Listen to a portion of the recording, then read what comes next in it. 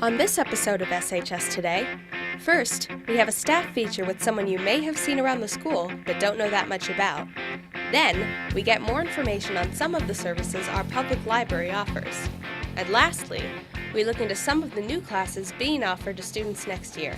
Let's get right into it on another episode of SHS Today.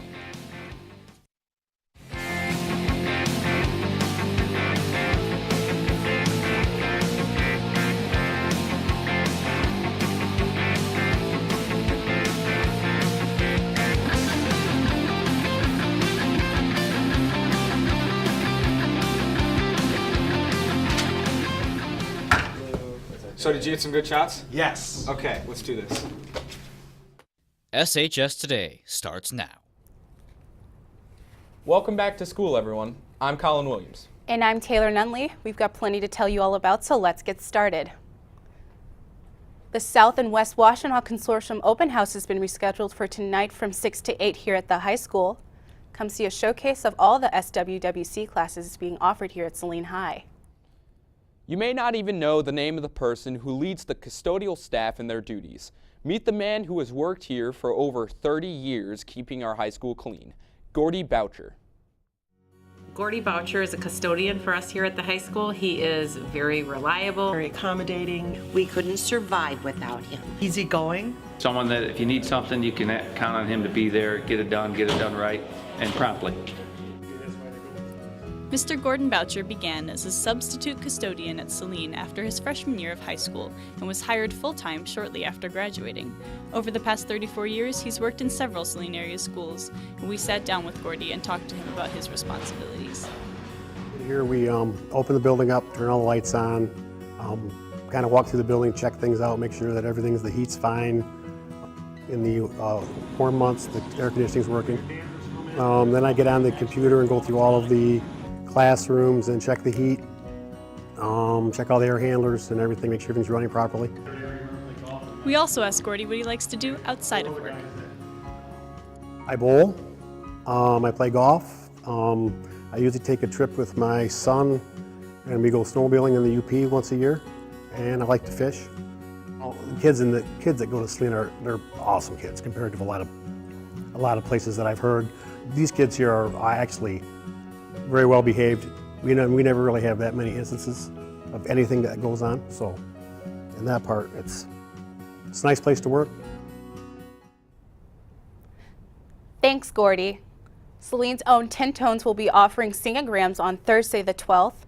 Send that special someone an a cappella tune and a sweet treat. You can reserve yours this week at all lunches for $5. Up next, here's a special segment for all you readers out there about what the Saline Public Library has to offer. Most public libraries, as I think if you asked anybody on the street, knows that books get checked out. What people might not know is a lot of the other services we offer and also some of the other collections. So for example, we have movies on DVDs that check out. We also have books on CDs, magazines that check out. We have newspapers that you can read here, but those do not check out. Our teen department offers a lot of programs, as well as a monthly book group and a monthly anime program. We don't ask that people sign up for the anime. If you're interested, you can just show up. This fall we'll be doing things as varied as a Day of the Dead program, geometric origami, and a Doctor Who Weeping Angels program. The library is a really fun, busy place. There is a ton to do here. I can't imagine anyone ever being bored. We have 14 acres of woods and trails out back. There are programs every single week for all ages, and we are right next door to the middle school. So anybody coming from the high school can take a transfer bus over there and come after school. It's a place for all ages, and we really hope you'll come and check us out.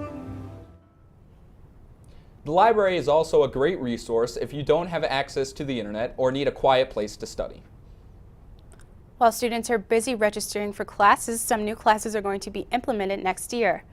3 of our teachers explain what makes their newest classes worth considering. So, graphic novels is a new class, and it's a class that explores this new or newer genre that uses pictures predominantly to tell stories.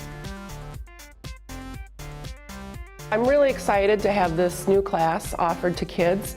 We're looking to just fill in their knowledge. So what we discovered as a department is that as the years went by, there were students who didn't understand a lot of the references to the Bible and literature. And so we thought that this course would help fill in the gaps of knowledge. The Computer Science Fundamentals course is to teach students basic concepts of computer science, such as variables, loops, functions, as well as some robotic stuff and programming robotics without being as accelerated as the Computer Science 1 course is. So Puppets and Masks is a new class here at the high school being offered next year for the first time, and it's a new drama performance arts class. However, this class will also have students thinking about culture, geography, history, and also art as we make the puppets and think about where they came from and why certain cultures make and create certain type of puppets and masks. To get more information on these classes, visit their respective teachers or your guidance counselor.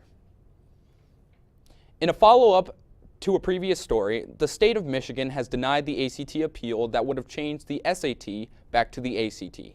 So at this point, starting next year, it looks like all juniors will be taking the SAT. And that's about all we have for this week. Tune in next week for the Valentine's Day show as Alexis Saunders and Phoenix Vlasen look into what your best and worst dating experiences have been. Awkward. Don't forget to follow us on @SHS Today at Twitter. I'm Taylor Nunlee. And I'm Collin Williams, signing off of this installment of SHS Today.